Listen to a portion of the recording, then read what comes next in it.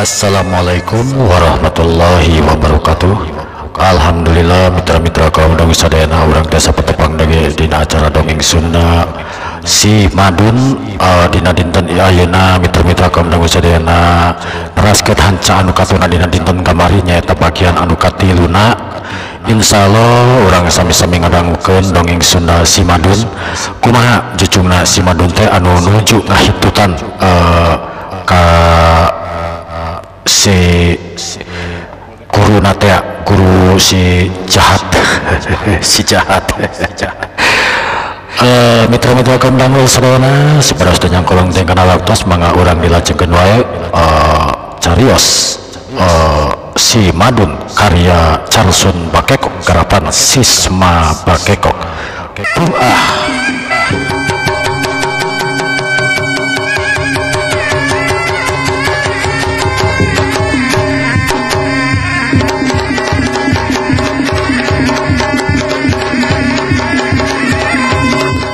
Awas ki guru, awas. Eta kacida pisan bau hitutna aduh. Kade mundur. Harita para murid-murid cegat harupa pada mundur ka tukang lantaran anu duaan geus apal kumaha hitut si Madun ka anu kumanehna nu kacida liurna nu mantak beulengkeunna.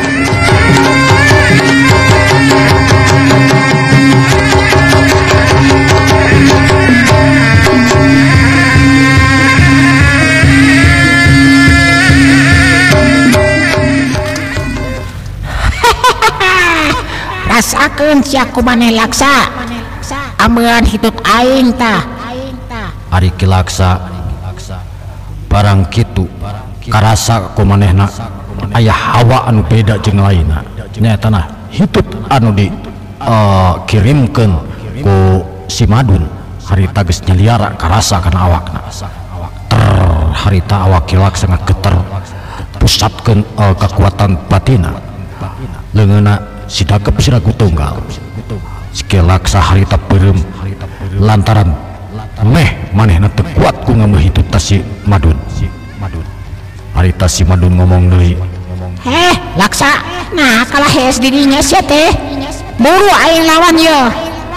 Ceuk si Madun harita parilu jaglejek dihareupeun ke laksa anu keur sidaku tunggal. Ki laksa harita beunta leungeunna kadenge ting terak-terak. Ki laksa ngirimkeun ajianana arek maksudna arek kaduk awak si Madun, tapi si Madun geus takit-takit naon anu bakal dilakukeun ku musuhna.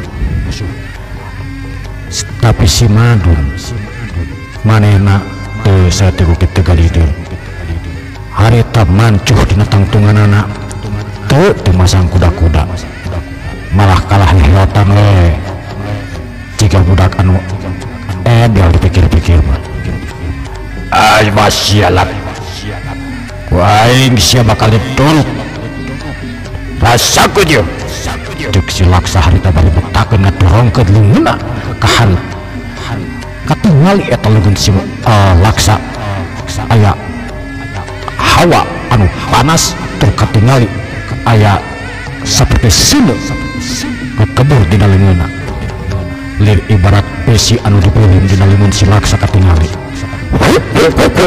Ki laksa harita ngirimkeun seranganna ka si Madun, tapi si Madun anu geus ngakebogaan ajian mentang sawetu si Madun mundur selengkah ka tukang harita bener ngakipkeun awakna seor aya angin ting saleor harita karasan nebak kana angin kana awak ki laksa.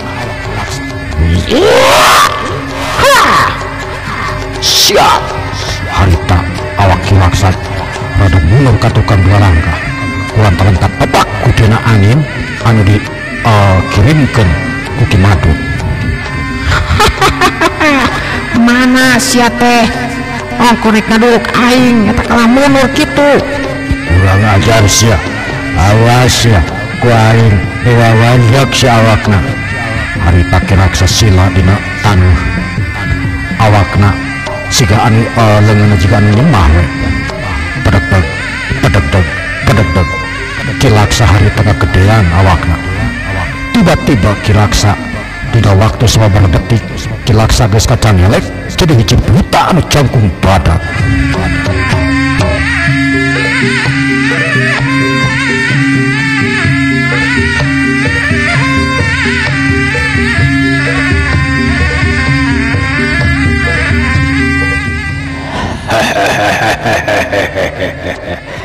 Benak kare budak anu bau tai kotok kuaing jadi hakan di podaran dipencit kececet kuaing sia kurang ajar.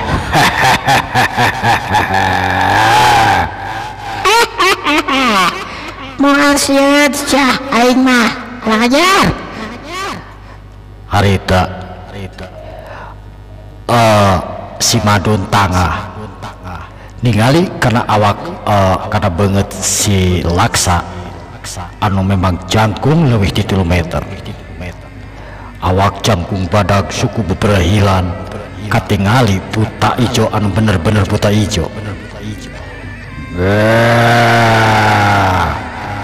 Anak setan, awas ya, hati-hati ya, kuaing ek dilabok. Cing sok hayang naon ku aing dilebok mas ya. Harita si Madun mundur ke tukang dua lengkah lantaran lengan Kilaksa harita karangem kana awakna. Si Madun harita ngeliat ke belah kikir sep harita si Madun ngadongkokeun awakna pos lengan samran lengan Kilaksa harita ngeplos. Kurang ajar sia. Nah, kurang ajar sia. Harita si Madun salto ka tukang dua langkah. Harita matak ajanana ngaluarkeun ilmu danur wendana.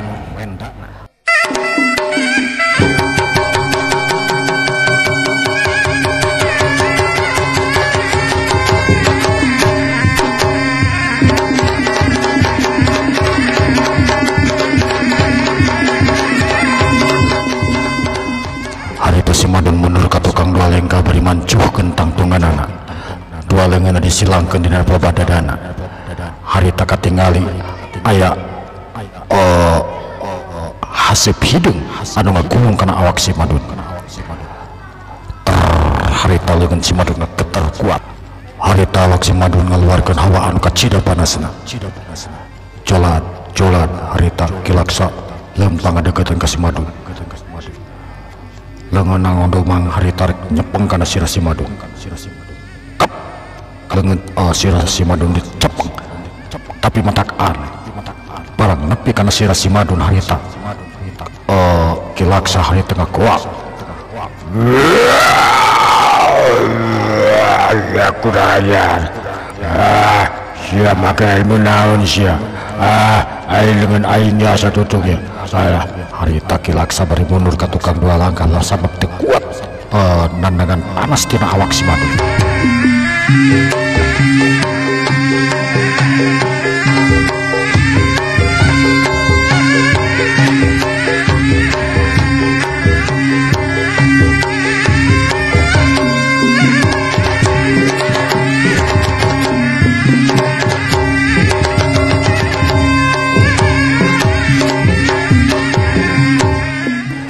Kilaksa mundur ke tukang dua lengkah. Harita manehna ngarobah kuda-kudana. Yo, harita sukuna diarahkan ke si Madun anu maksudna dicecekeun karena awak si Madun. Biasa kita suka blesat. Tuh, kena bisa menengok karena awak si Madun. Tapi mantak aneh. Lain si Madun anu panye katincak. Tapi sebaliknya Kilaksa harita nyekelat syukur mereka kuat. Des. Wow, syukur aja. Ayo. Harita kisah Kilaksa engkel-engkelian kusabab harita awak si Madun dibab karan terus ditajung ku manehna lain si Madun anu ngagubrak atau jadi penye kalah sabalikna manehna lir ibarat najong karang anu kacida rohakan. Kumaha sia Kilaksa dituluikeun eta menang. Allah syakura ajar awas ya Harita Kilaksa amarah kekerotnan amarah anu kacida gedena. Harita Kilaksa ngabangun kuda-kudana deui. Sebelum harita leungeun anu gede maklum leungeun buta teh ya tuh leungeun anu gede diarahkeun pisan kana awakna si Kilaksa kana awakna si Madun. Si Madun teu nyingkahan panarajang Kilaksa malah sabalikna dadana disangakeun ka Harita. Hiup gedung harita beureum Kilaksa geda pisan kana dada ke si Madun. Tapi aneh kawas tadi dewa dadana teu asli ibarat karang. Hiup gedung des gelau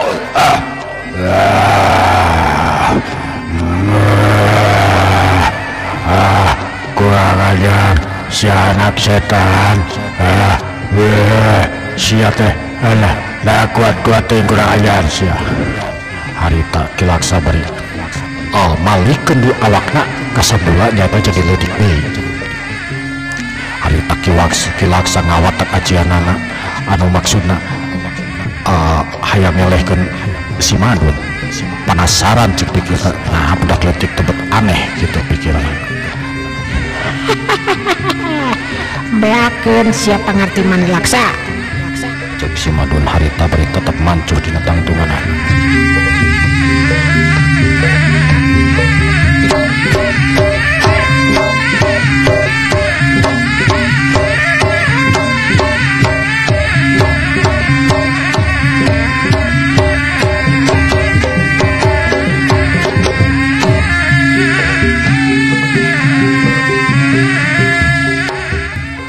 Harita Kilaksa mancur dina tangtunganana. Kilaksa ngawatek ajian gelap ngampar. Biasana ajian gelap ngampar lamun kakena amun kena kana awak lawan bakal hancur lebur atau napi bakal tutup. Harita ser karasa aya hawa panas aduh karasa oge ku si Madun. Si Madun ngerasa aya hawa panas gitu. Harita manehna musirkeun kekuatan dina leungeunna. Harita si Laksa ngirimkeun seranganana. Si Madun harita teu galideur nangtung pancur di tangtunganana. Harita ngahadang serangan Kilaksa. Dua bantrokan kekuatan harita geus teu bisa dihindari. Hiup gede Dalidu Kilaksa harita mundur ke tukang tiru lengkah, sedangkan si Madun mundur setengah lengkah ke tukang. Das aduh kurang ajar sih ya.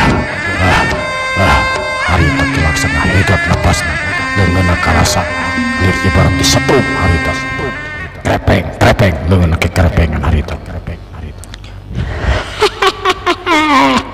Beakeun kekuatan si laing sia Laksa ketika bingahan. Sia Laksa tukang hangasa. Asya kurang ajar batong ngahina kitu sia teh kurang ajar awas ya. Harita Kilaksa sabrunting narajang harita najongkeun najongkeun sukuna. Lep harita sakilat si Madun ngalelepkeun awakna ka handap beri nepak kana sukuna make kekuatan tenaga jerona. Hiup des kubrak harita Kilaksa harita ngakubrak bari muir kulantaran kekuatan tenaga jero anu ditibankeun ku si Madun kacidarak rongkahna. Hiup des aduh sakuranya harita Kilaksa ngorejat di hudang nyerang di kasih Madun. Harita si Madun nahan panarajang Kilaksa anu tumiban ka kilaksa harita cubla ka tukang bari tina sungut kilaksa katingali aya getih anu seger ngalai mapai kana bibirna yuk gas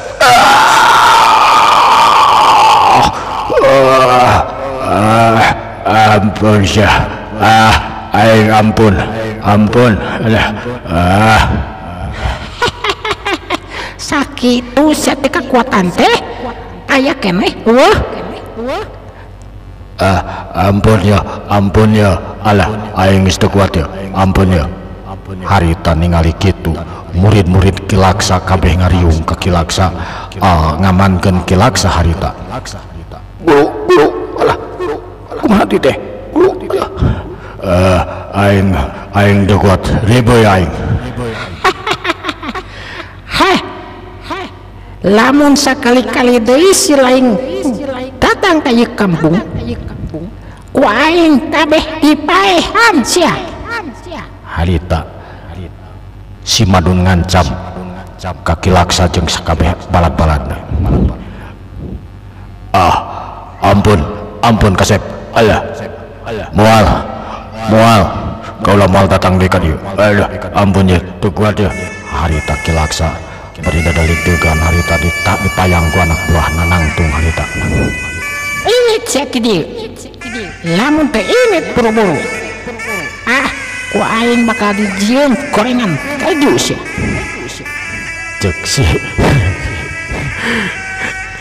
cek si Madun ka mana we ngomongna teh ari kilaksa harita geus teu kuat nemalan deui harita dipayang ku anak buahna ninggalkeun eta petempatan anu memang jadi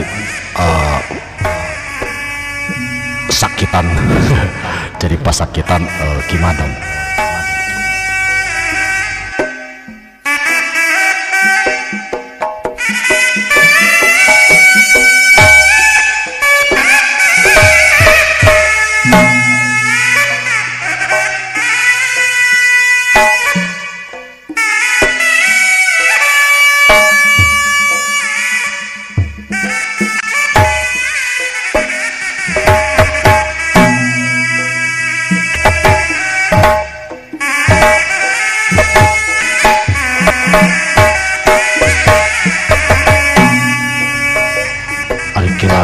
Ari si Madun harita sanes rengse kenalukeun musuhna nyaeta kilaksa jeung sabalad-balad harita si Madun asup deui ka jero warung aduh uing manikot asa ribuh ieu nih harita si Nini jeung si Aki anu baralohok ningalikeun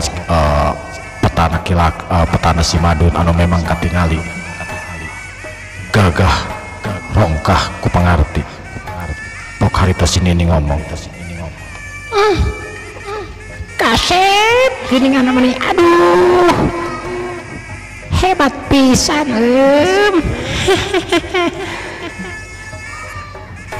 arek naon arek minum eta minum cai naon cai kopi atau kopi cai naon ye cek si emak harita moal mak uing mah teu beuki kopi cai herang we mak anu rada hanut ye aya kulub huy kitu mak kulub huy mah tuh da eueuh wayak ieu mah eta we nya kudu sampai nu tadi teh nanti goreng deui kumaha aduh moal bener mak bener eta bisa mak sok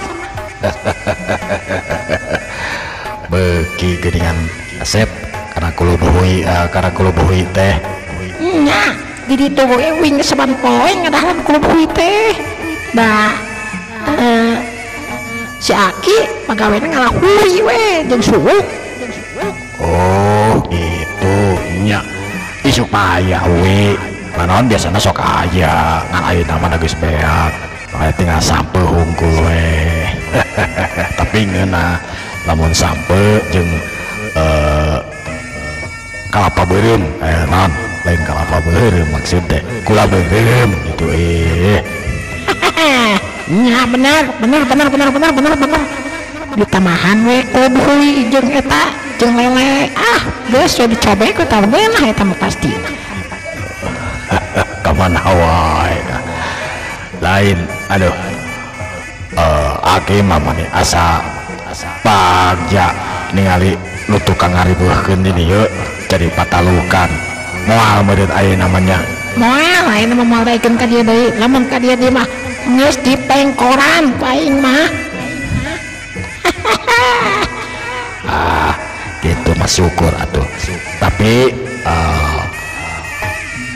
ujang di dieu heula we jeung aki dalalegapan di dieu oge aduh kumaha nya dah teu kudu kumaha sapoe dua poe mah hitung-hitung istirahat we di dieu atuh nya lah kumaha wing kumaha aki we aki wing jadi tundus ya ki rek sampe heula dituluykeun geus sama waktu dan geus kabrobe aki waktu sudah kabujang sayap mitra-mitra jaga turang tunah heula mitra-mitra duli ka dieu insyaallah urang dinten enjing tiasa patepang dan deui dina carios si Madun anu ka tiluna kalian ditutup ku wabillahi taufiq wal hidayah wassalamualaikum warahmatullahi wabarakatuh bermios.